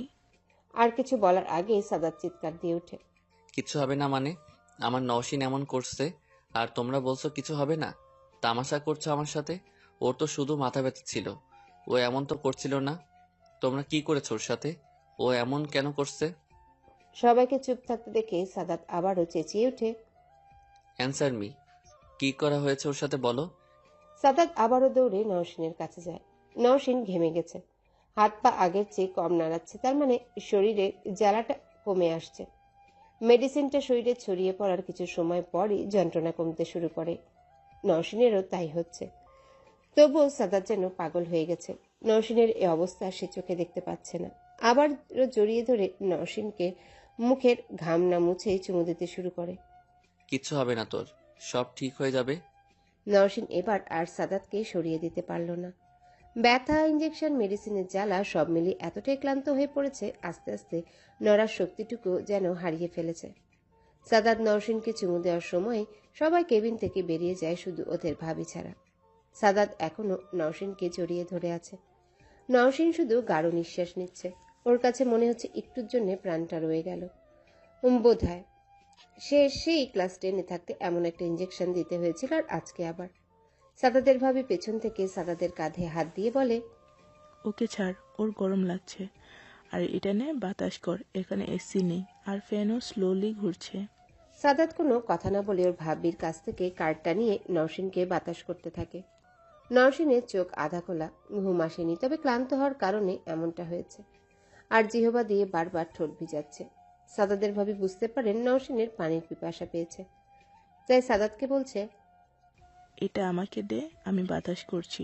তুই যা সামনের কোন দোকান থেকে খাবার পানি নিয়ে আয়, আর পারলে পাশের হোটেল থেকে একটা ডিম সিদ্ধ নিয়ে আসিস। পানি আর ডিম সিদ্ধ? হ্যাঁ, 2 লিটার আনিস, কারণ ও এখন অনেক পানি খাবে। এ ধরনের ইনজেকশন শরীরে পড়লে খুব জ্বালা করে, তাই এত লাফাচ্ছিল এতক্ষণ। আর এখন শুধু পানি চাইবে। এগুলো কেসে গলা বারবার শুকিয়ে যায়। ও তো পানি খায় না, 2 লিটার খেতে পারবে নাকি? তুমি যেমন করে বলছো মনে হয় 2 লিটার ও একাই খাবে। শুধু 2 লিটার না, আগে নিয়ে আয়, পরে দেখি কি করে ও। সাদাত আর কথা না বাড়িয়ে বেরিয়ে গেল। ভাবি নওশিনের বেডটা উঁচু করে আধা শোয়া করে বসিয়ে ঘাম মুছিয়ে দিল, তারপর খোলা চুলগুলো পেছনে নিয়ে খোপা করে বাতাস দিচ্ছে। সাদাত এসে দেখে নওশিন চোখ মেলে জানালার দিকে তাকিয়ে, আর ওর ভাবি বাতাস করছে। সাদাত এসে নওশিনের পাশে বসতেই নওশিন সাদাতকে ধরে ফুপিয়ে কেঁদে দেয়। কাঁদিস না, পরে আরো ক্লান্ত হয়ে পড়বি। এখন কেমন লাগছে জান? অস্পষ্ট স্বরে সাদাত প্রশ্ন করে। গলাটা জড়িয়ে আসছে শুনলেই বোঝা যায়। নওশিন কোনো উত্তর দিল না, সাদাদের বুকে মুখ রেখে কান্না করছে। সাদাত আবারও নওশিনকে স্বাভাবিক করার জন্য চেষ্টা চালায়। 2-1 মিনিট পর নওশিন নিজে মুখ তুলে বলে, পানি। সাদাত সাথে সাথেই বোতল থেকে গ্লাসের পানি ঢেলে নওশিনকে খাইয়ে দিতে নিলে নওশিন সাদাতের হাত থেকে গ্লাসটা কেড়ে নিয়ে ঢকঢক করে সবটুকুই পানি খেয়ে নেয়। সাদাত অবাক হয়ে যায়, যে মেয়েকে সকালবেলা বকাবকি করেও হাফ গ্লাস পানি খাওয়ানো যায় না, আর আজ সে কিনা এভাবে পানি খাচ্ছে। সাদাত ডিমটা নওশিনের সামনে দিতেই নওশিন বলে, না, আমি ডিম খাবো না। সাদাত খাওয়াতে চাইলে ওর ভাবি বারণ করে। থাক, জোর করিস না, বাসায় নিয়ে গরম ভাত খাইয়ে দিলেই হবে। সাদাত আর জোর করল না। এদিকে বাসার সবাই উঠে বাকি 3 জনকে না পেয়ে হট্টগোল বাঁধিয়ে দিয়েছে। অরূপের বাবা সবাইকে সবটা বলতে সবার টেনশনে হাত পা শুকিয়ে যাচ্ছে, আর সাদাদের মা তো কান্নায় জুড়ে দিয়েছে। অরূপকে এত কিছু বলা হয়নি, ওর বাবা খেলনা দিয়ে ভুলিয়ে ভালিয়ে 1000টা মিথ্যা বলে ড্রাইভারকে দিয়ে স্কুলে পাঠিয়ে দিয়েছে। কিছুক্ষণ পর পর অরূপের মাকে আর সাদাতকে ফোন করছে সাদাদের বাবা। ওরাও হসপিটালে যেতে চায়, কিন্তু সাদাত জানায় ওরা আসছে, তাই ওরা বাসায় আসা পর্যন্ত এই সময়টুকুতে বাসায় বসেই টেনশন করা ছাড়া কিছুই করার নেই তাদের। নওশিনকে বাসায় নিয়ে আসা মাত্রই সবার চিন্তার অবসানটুকু উৎসুকে পরিণত হয়ে যায়। সাদাদের মা নওশিনকে জড়িয়ে ধরে হাউমাউ করে কান্না করতে থাকে। সবার প্রাণ যেন ফিরে এসেছে এমন অবস্থা। মা, নওশিনের এখন রেস্টের দরকার। আচ্ছা আচ্ছা মা, ঠিক আছে, যাও ওকে নিয়ে যাও। সাদাত বাবা, তুইও যা। সাদাত আর রাফসা নওশিনকে নিয়ে উপরে চলে যায়। সাদাত নওশিনকে খুব সাবধানে বিছানায় শুইয়ে দিল। আমি খাবার পাঠাচ্ছি, ওকে খাইয়ে দিয়ে ওষুধটা খাইয়ে দিবি। আচ্ছা, তুমি পাঠাও। মেয়েটার শরীরটা পুরো নিস্তেজ হয়ে আছে। সাদাত নওশিনের বাবা মাকে জানাতে চাইলে নওশিন বারণ জানায়। এখন তো সে বিপদ থেকে মুক্ত, তাই শুধু শুধু ওদের চিন্তায় ফেলতে চাচ্ছে না। খাবার খাওয়া শেষ হলে সাদাত নওশিনের মাথায় হাত বুলিয়ে ঘুম পাড়ানোর চেষ্টা করছে। টলমল চোখে নওশিনের মুখটা দেখে যাচ্ছে সাদাত, কিন্তু বেচারি এতটাই দুর্বল হয়ে পড়েছে যে সাদাতের টলমলে চোখ দেখেও নিজে আর চোখ খুলে রাখতে পারল না। পারবে কি করে? ঘুমের ওষুধ যে খাওয়ানো হয়েছিল, আর তার উপর যা হাল শরীরের। নওশিন ঘুমিয়ে পড়লে সাদাত সারা ঘরটা ভালো করে দেখল। কাল সারা বাড়ি নতুন করে ইলেকট্রিক সংযোগ ঠিক করা সত্ত্বেও এমন তো হওয়ার কথা না। সাদাতের ধারণাই ঠিক হলো। সাদাত খেয়াল করলো তার ঘরে সবগুলো বাল্বের সংযোগটা কেটে দেওয়া, অথচ ফ্যান এসি দুটোই ঠিকঠাক সংযোগ। সাদাতের মনে একটাই প্রশ্ন, রিদি নয় তো? সাদাত বারান্দায় গিয়ে দাঁড়ায়। কতটা কষ্ট পেল তার নওশিন আজ, ভাবতে পারবে না সাদাত। কখন এতটা কষ্ট নওশিন পাবে তার সামনে, এটা তো সাদাতের কল্পনার বাইরে ছিল। আর আজ কিনা অন্য কারো কাজের জন্য নওশিন এতটা, ভাবতেই সাদাতের দুনিয়া অন্ধকার হয়ে আসছে। সাদাত রুমে প্রবেশ করবে, হঠাৎ নজর যায় বারান্দার টি টেবিলে পেপার ওয়েটের নিচে রাখা এক টুকরো কাগজের দিকে। অনেক বেশি আগ্রহ জাগে সাদাতের মনে। তাড়াতাড়ি কাগজের টুকরোটা হাতে নিয়ে পড়তে শুরু করে। বেশি কিছু লেখা না, বেশ বড় বড় করে লেখা, বলেছিলাম না নওশিনের কষ্টের শব্দ শোনাবো তোমায়, শুনতে পেয়েছো নিশ্চয়ই। জানি আমার কাছে আসতে চাইবে জবাব নেওয়ার জন্য। কিন্তু আমি তো জানতাম আমার মনের সুপুরুষটা খুব সাহসী, তাই আশা করব সে যেন আমার কাছে জবাব চাইতে না এসে আমার দাপট থেকে তার ভালোবাসার মানুষকে রক্ষা করে। সাদাদের মাথায় রাগ উঠে যায় চরম পর্যায়ে। এই মুহূর্তে হৃদিকে সামনে পেলে খুন করে ফেলতো সাদাত। হাজার চেষ্টা করে নিজের রাগটাকে দমিয়ে রেখে ফোন বের করে ছোট্ট একটা SMS করে দিল হৃদির ফোনে। I accept your challenge. Sadat নিজেকে সামলে নিয়ে রুমে চলে আসে। নওশিনের ঘুমন্ত মুখটার দিকে পলক্ষীনভাবে তাকিয়ে আছে। ওর মা ভাবি অনেকবার খাওয়ার কথা বলে গেছে, কিন্তু এত বেলা হওয়ার পরও সাদাত নওশিনকে ছাড়া রুম থেকে বের হচ্ছে না। খাবার তো বহুদূর, তাই ব্যর্থ হয়ে কেউ আর ডাকতে এলো না। প্রায় অনেকটা সময় পর ঘুম ভাঙে নওশিনের। নওশিন একটু নড়ে উঠতে সাদাদের জীবন নদীতে সুখের জোয়ার আসে। নওশিনের বুকে মাথা রেখে জড়িয়ে ধরে ওই সময়ে। বুকটা ছিন্ন বিচ্ছিন্ন হয়ে যাচ্ছে সাদাদের। তাকে শাস্তি দেওয়ার জন্যই কেউ তার জীবন সঙ্গীকে এতটা কষ্টের ভেতর দিয়ে পার করালো। কাঁদছে সাদাত। নওশিনের ভেতরটাও দুমড়ে মুচড়ে উঠল। হাজারো কষ্ট সহ্য করেও বাঁচতে পারবে, হাসতে পারবে, কিন্তু এই মানুষটার চোখের পানি দেখতে পারবে না কখনো। শেষ হয়ে যাচ্ছে নওশিন সাদাদের এমন ডুকরে কান্না দেখে। সাদাদের চুলগুলো দুহাতে আঁকড়ে ধরে বুকের সাথে মিশিয়ে নেয় সাদাতকে, যেন সাদাতকে নিজের বুকেই রাখবে সারা জীবন। দুজন দুজনকে এইভাবেই বেঁধে রেখে চোখের পানি ফেলতে থাকে। কথা আসছে না মুখ দিয়ে, একরকম জোর করে কষ্ট সহ্য করে ধীরে ধীরে বলল, আমার কষ্ট হয় তুমি কাঁদলে। সাদাত নওশিনের কথা শুনে সাথে সাথে নওশিনের বুক থেকে নিজের মাথা সরিয়ে এনে চোখ মুছে নিল। কোথায়? আমি কেন কাঁদবো? আর কোনো কষ্ট কেন হবে? সব ঠিক আছে। তাহলে হাসো না একটু। সাদাত না চাইতেও জোরপূর্বক একটা হাসি প্রকাশ করল। প্রশ্ন করে নওশিন, খেয়েছো? পরে খাবো। কেন? ক্ষুধা লাগেনি এখনো। লেগেছে, প্লিজ খেয়ে নাও। খাবো। তুমি টেনশন করো না, শুয়ে থাকো একটু, আমি তোমার জন্য খাবার নিয়ে আসছি। সাদাত উঠতে যাবে, নওশিন হাত ধরে ফেলে। আমি তো খেয়েছি। সকালে সেটা তো অল্প ছিল, এখন একটু খেতে হবে। পারবো না, পেট ভরা তো। আচ্ছা, আমিও খাবো না তাহলে। গ্যাস্ট্রিকের ব্যথা উঠলে তুমি সামলিয়ে নিও। নওশিন আচমকায় খুব জোর দিয়ে বলল, আমি খাবো, আমার খুব ক্ষুধা লেগেছে। মুচকি হাসে সাদাত। নওশিনের মাথায় হাত রেখে বলল, এই তো গুড গার্ল, তুমি থাকো একটু, আমি নিয়ে আসছি। আমি যাই না। হুম, একদম চুপচাপ বিছানাতে থাকবা। নওশিন মিষ্টি একটা হাসি টেনে বলছে, ওকে। দুটো হাত নওশিনের গালে রেখে কপালে ঠোঁটের উষ্ণতা দিয়ে সাদাত বলল, love you so much. Love you too. নওশিনের নিচে নামতে হলো না। সাদাত ওর জন্য খাবার নিয়ে এসেছে। এই মা, এক প্লেট কেন? এমনি। তুমি খাবে না? খাবো তো, দুজন একসাথে। সাদাত প্লেট থেকে ঢাকনা সরিয়ে নিলে নওশিন পুরো হা হয়ে গেল। আমরা দুজনে এত খাবো? জি খাবো। তুমি খাবে, আমি না। চুপ হা করো। একটু পরে খাই। চুপ হা করো বলছি। করছি তো, ধমক দেওয়ার কি আছে? তাহলে হা কর, আর ধমক দিব না। এই করলাম, দাও। সাদাত নওশিনের মুখে এক চামচ ভাত তুলে দিতে যাচ্ছে, নওশিন তখনই মুখ বন্ধ করে ফেলে। কি হলো? ওপেন করো মুখ। নওশিন মুখটা গোমড়া করে বলল, না, তুমি খাও, আমি খাবো না। নওশিন কি হলো বলো তো? এইভাবে না খেলে অসুস্থ হয়ে পড়বে আরো। বলে হব, তোমার কি তাতে? আমার কি মানে? তুমি জানো তুমি অসুস্থ হয়ে পড়ায় আমার কতটা কষ্ট হয়। এক মুহূর্তের জন্য মনে হচ্ছিল আমার জীবনটাই বুঝি শেষ। সাদাতের কথা শেষ হওয়ার আগেই নওশিন হাত দিয়ে সাদাতের মুখ আটকে দেয়। প্লিজ, এমন বলো না। সাদাত নওশিনের হাতটা সরিয়ে নিয়ে বলছে, ওকে বলছি না, এবার তো হা করো, না হলে আবার বলবো কিন্তু।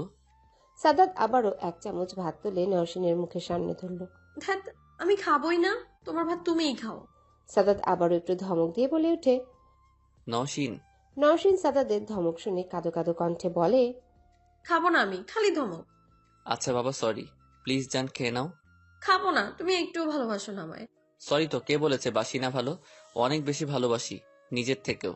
ছাই বাসো, বাসলে হাত দিয়ে খাইয়ে দিতে, চামচ দিয়ে না। ও আচ্ছা, এই ব্যাপার। তাহলে মহারানী এই জন্য রাগ করেছিল?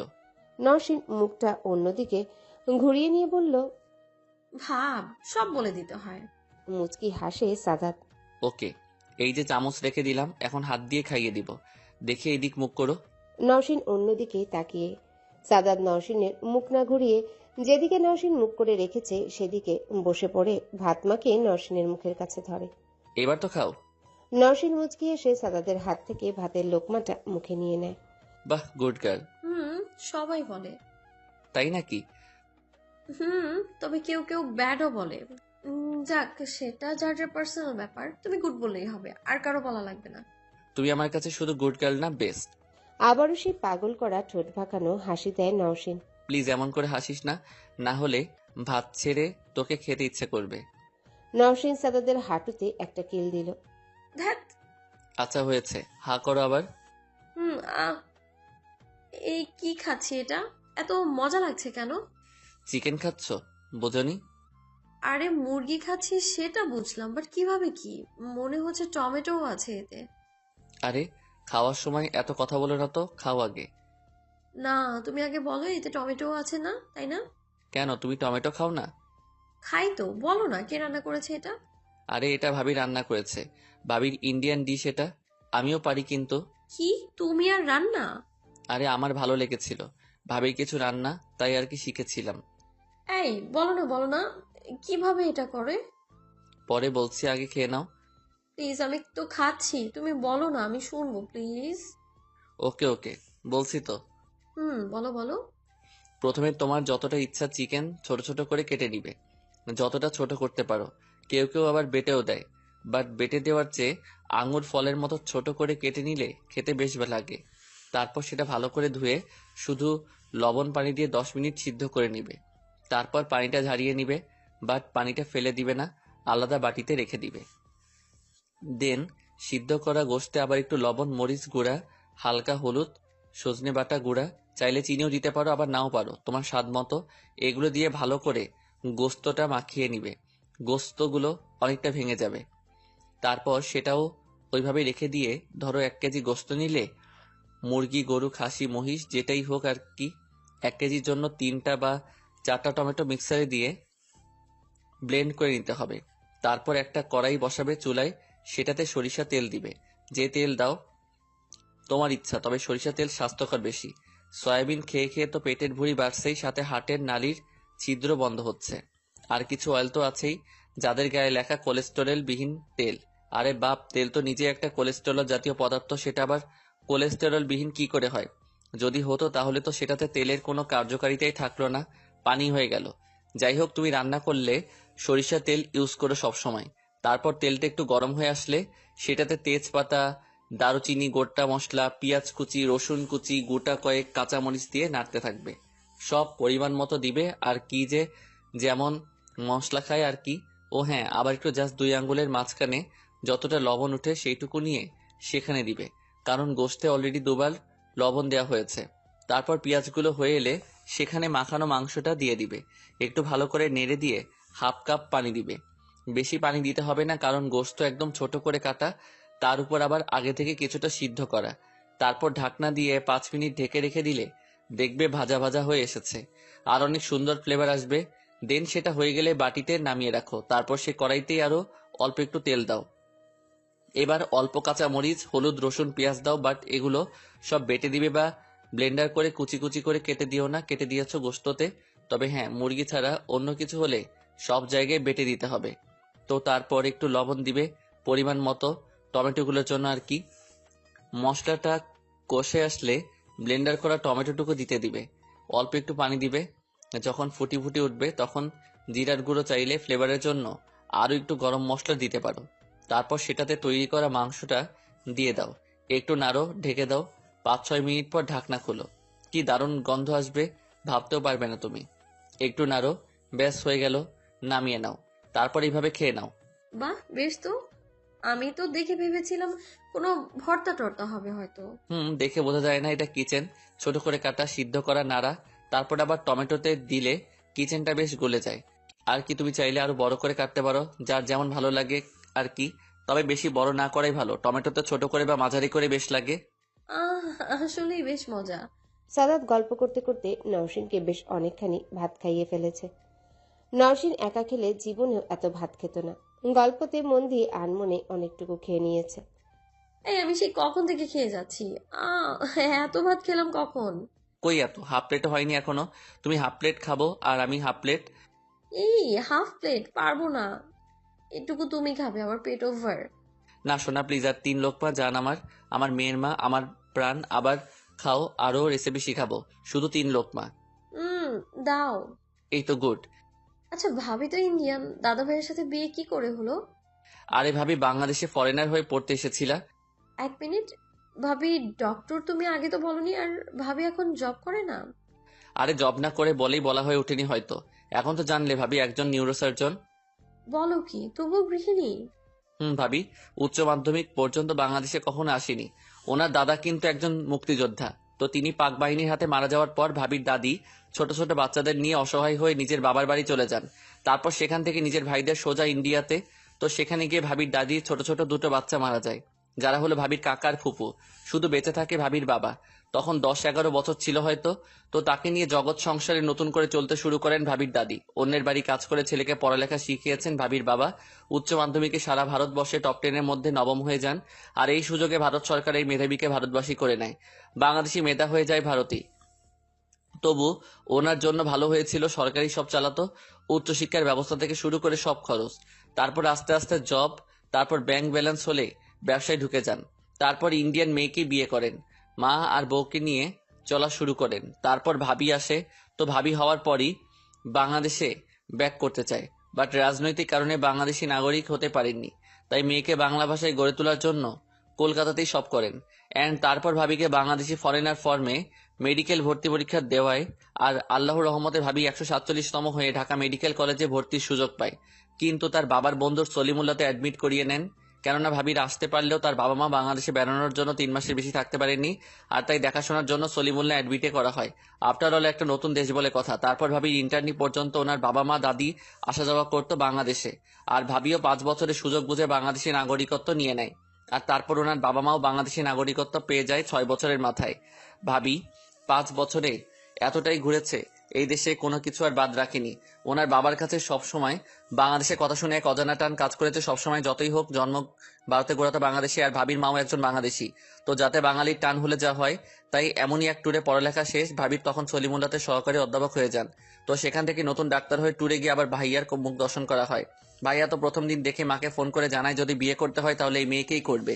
দেন মেয়েটার সব খবর এনে মাকে দেয়, আর মা বিয়ে পর্যন্ত নিয়ে যায়। অথচ বিয়ে ঠিক হওয়ার পর ভাবি জানতে পারে এত কিছু। ভাইয়া ভাবিকে বিয়ে ঠিক করে তারপর প্রপোজ করেছিল। দেন বঙ্গবন্ধু মেডিকেল বিশ্ববিদ্যালয় থেকে উচ্চতর ডিগ্রি নেন ভাবি। বিয়েটাও হয়ে যায় এর মাঝে। সলিমুল্লাহ মেডিকেল কলেজে রোগী দেখেন, নতুন ডাক্তার তৈরি করেন, পড়ান। আর সাথে সাথে ভাইয়াকে জোর করে ভাইয়ার এক ফ্রেন্ড ভাবিকে ইব্রাহিম মেডিকেল কলেজে জব করার অনুরোধ জানায়। ভাবি রাজি না, ভাইয়াও না, বাট সবার জোরাজোরিতে সব জব করেন। তাহলে এখন কোথায় নেই কেন? দুর্ঘটনা, আগে খাও পরে বলি। 4 লোকমা খেয়ে নিয়েছি, 3 লোকমার কথা বলে আর না, তুমি বলো। ওকে পানি খাও। সাদাত নওশিনকে পানি খাইয়ে দিয়ে চোখ মুখ মুছিয়ে নিজে নওশিনের রাখা ভাতগুলো খেতে শুরু করে। এই জানো, বলো না বাকিটা খেতে খেতে। ইব্রাহিম মেডিকেল কলেজ তো বেসরকারি জানোই। আমি না, শুধু সবাই জানে। তো সেখানে এক নিউরো পেশেন্টের অপারেশন করা হয়, সব ডক্টর বিদেশ থেকে এসেছেন। সেখানে ভাবিও ছিল।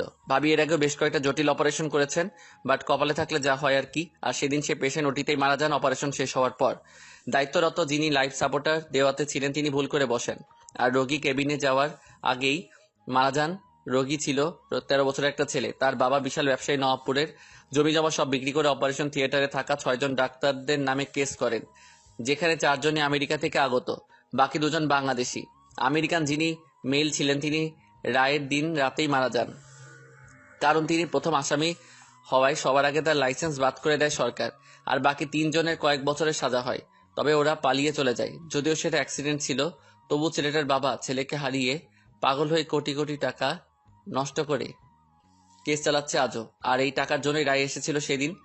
আর বাংলাদেশি ডক্টর দুটোর কি হলো? ভাবির আর অপর একজনের টারও লাইসেন্স নিয়ে নেওয়া হয়েছে। সে দুজনেরও সাজার রায় দেওয়া হয়, বাট ভাবিরটা টাকা দিয়ে বাদ মওকুফ করা হয়, আর অন্যজন বয়স্ক হওয়ায় ছেড়ে দেওয়া হয়। কিন্তু লাইসেন্স যার হয়ে যায় দুজনেই। আল্লাহ। তখন ভাবি তো সারাদিন কান্নাকাটি করতো। ভাইয়া, বাবা, ভাবির বাবা সবাই বলেছিল লাইসেন্স করে দিবে, বাট ভাবি রাজি হয়নি, কারণ ভাবি আজও সেই অপেক্ষাতেই আছেন যে ছেলেটার বাবা নিজের ভুল বুঝতে পারবেন, স্বীকার করবেন। ডাক্তাররা ডাকাত হয় না, ডাক্তাররা আল্লাহ হয় না। সেদিন অপারেশন ঠিক হয়েছিল, বাট হসপিটালে লাইফ সাপোর্টে প্রবলেম, যেটাতে ডক্টরদের কোনো হাত ছিল না। তাই ভাবি আশা করেন ওদের 6 জনের নামে করা মামলা খুব দ্রুত উঠে যাবে, শুধু সময়ের অপেক্ষা। আর রায়ের পর তখনই ভাবি নিজেকে সবকিছু থেকে দূরে রাখার জন্য, জমে থাকা কষ্টগুলো ভুলে থাকার জন্য অপরকে নিজের মাঝে ধারণ করে নেয়। ব্যাস, আজ 5.5 বছর হতে চললে ভাবি নিজের পেশা থেকে অনেক দূরে। মাঝে মাঝে ইমার্জেন্সিতে ডাকা হয় লুকিয়ে ওনাকে, কারণ she is a good neurosurgeon is Bangladesh. আজ অপর উপরে 5 বছর হতে চললো অরূপ ভাইয়া আর এই সংসারে সবাইকে নিয়ে দিন পার করছে ভাবি, আর বুকে আশা নিয়ে আছে যে লাইসেন্সটা আবার পাবে। হায় আল্লাহ, আল্লাহ কত কিছু করেন। দেখো ভাবি ঠিক লাইসেন্স পেয়ে যাবে। তাই যেন হয়। আর নসীন ভাবিকে এইসব নিয়ে কিছু বলো না, সবই জানলে এখন ভাবিকে এইসব নিয়ে কিছু বললে কষ্ট পায় বেচারি, নিজের মতো থাকুক তাই ভালো। ওকে, বলবো না। এখন আমার খাওয়া শেষ, আমি প্লেটগুলো রেখে আসছি, তুমি শুয়ে থাকো কেমন? এই একদম না, দাও আমি যাবো। একটা থাপ্পড় দিও না, চুপচাপ শুয়ে থাকার, বেড থেকে নামলেও খবর আছে। বলে সাদাত রুম থেকে বেরিয়ে যায়। বিকেলবেলা নওশিনকে নিয়ে সাদাত আর ওর ভাবি ডাক্তারের কাছে যায়। অরূপ আসার জন্য বায়না করছিল খুব, ওর মা ঘুম পাড়িয়ে রেখে এসেছে। আসবো? আরে রাফসা যে, আয় আয়। আর রাফসা অরূপের ভাবি, ডাক্তার আর উনি ভালো বন্ধু। সাদাত, সবাই ভেতরে ঢুকে। আচ্ছা কি নিবি বল। থাম তো, রুগী নিয়ে এসেছিস আর তুই নিবি না বলছিস? পরিচয় করিয়ে দিই, এ হচ্ছে আমার দেবর আর ও দেবর রানী। আচ্ছা। আর ও হচ্ছে অলোক সাহা, আমরা একসাথেই পড়তাম, ভালো বন্ধু বটে। তারপর কি খবর তোর? জয়েন কেন করিস না এখনো? বাদ দে তো সেসব কথা, ভালো লাগে না। ওকে সরি। অরূপ আর ভাইয়া কেমন আছে? আর কেমন আছে, সে আছে সারাদিন কাজ নিয়ে, ভালোই চলছে। আর অরূপ তো সারাক্ষণ বাসার সবাইকে জ্বালিয়ে শেষ করে দেয়। আরে বাচ্চা না, একটু একটু করবেই তো, তা নিয়ে আসতে ওকে। দুষ্টুমি করবে তাই আনিনি, এবার আমার পেশেন্ট দেখ। তোর সামনে আমি প্রেজেন্ট? আমার অনেক দিন চর্চা নেই, তুই রিপোর্টগুলো দেখ। Okay, as your wish. Oh I see, প্রিডিমোনেশিয়া। জন্ম থেকেই। বলিস কি? হ্যাঁ। আচ্ছা, নওশীন আপনার লাস্ট কবে হয়েছিল মনে আছে? আজ। ও, তার আগে? যখন ক্লাস 10-এ ছিলাম। রাফসা তুই তো জানিস প্রিডিমোনেশিয়া অনেকটা ভীত প্রকৃতির হয়, আর উনি তো এখন 22-এ পা রেখেছেন, আর এগুলো তো ভালো হয়, শুধু উনি যেন চাপ আর ভয় না পায় সেদিকে খেয়াল রাখতে হবে। যে কোনো রকমের মানসিক চাপ ওনার জন্য ভালো হবে না মিস সাদাত। আর বিশেষ করে ওনাকে একা ঘুমাতে দেওয়া উচিত না, আর অন্ধকারে তো নাই। আজকে লাইট নিভে যাওয়ার কারণে এমনটা হয়েছিল। কত মিনিট লাইট অফ করেছিল? হবে 5 মিনিটের মতন। তো দেখলেন তো 5 মিনিটে কতটা কষ্ট পেতে হয়। সাধারণত 15 মিনিটের বেশি অন্ধকারে থাকলে এদের স্নায়ুবেগ যে কোনো ধরনের সমস্যা হয়ে যেতে পারে, কারণ সাধারণ মানুষের চেয়ে এদের ভয়ের জন্য যে হরমোনই দেয় সেটা বেশি নির্গত হয়, আর অন্ধকারে সেটা অনেক গুণ বেড়ে যায়, যেটার প্রভাব আমাদের শরীর নিতে পারে না, যার কারণে রোগী সেন্সলেস হয়ে পড়ে। আর তারপর নানা জনের নানা উপসর্গ দেখা দেয়, কারণ মাথা ব্যথা, বমি, কারো দুটোই। ওই দিন এক পেশেন্ট এসেছিল যার শ্বাসকষ্ট হচ্ছিল সেন্স আসার পরও, আর ওনার যেহেতু জন্মগত রোগ এটা, সো সাবধান, উনি যেন অন্ধকার ফেস না করলে তো বুঝতেই পারছেন আপনারা কত কষ্ট হয় ওনার। আর বিশেষ কোনো মেডিসিন আমি দিব না, এখানে যেগুলো লেখা আছে সেগুলোই তিনি চলুক, পরে আর তিনি চালানোর দরকার নেই। আবার প্রবলেম হলে সেই ইনজেকশন দেন, ওষুধ, আর তার কিছুই না, শুধু সাবধান। শিওর। আচ্ছা তাহলে আজ উঠি, আমি ভেবেছিলাম নতুন কোনো মেড দিবি তুই। না না, আর কোনো মেডের দরকার নেই, ওকে তো ভালো থেকে নওশীন, আর দেখে মনে হচ্ছে না খায় খুব কম। আরে আমার ছেলে যতটা খায় ও মনে হয় তার চেয়ে কম খায়। মিসেস সাদাত, কম খেলে চলবে না, দেখি প্রেশারটা। দেখছিস কি অবস্থা? প্রেশার লো হলে কি চলে নাকি এ বয়সে? বেশি বেশি খাবেন, ঠিক হয়ে যাবে। তাছাড়া নতুন বিয়ে করেছেন, এনার্জি খুব দরকার এখন। নওশীন ডাক্তারের এমন কথা শুনে লজ্জা পেয়ে গেল। শালা লুচু বলে কি এনার্জি? খারাপ বেটা। সাদাদেরও ডাক্তারের চাহনি ভালো লাগছে না। আচ্ছা তাহলে উঠি আমরা। আর একটু বসুন, গল্প করি। আমরা এখন কোনো প্রেশার নই। না রে, ছেলেকে ঘুম পাড়িয়ে এসছি। ওকে, আবার আসিস লাগলে। বাই। আর তোর? কি রে এসব ফি দিচ্ছিস? না মানে, এটাই বন্ধুত্ব নাকি? ওকে সরি, তোর অনেক টাকা, যা দিলাম না টাকা, ভালো থাকিস। হসপিটাল থেকে বেরিয়ে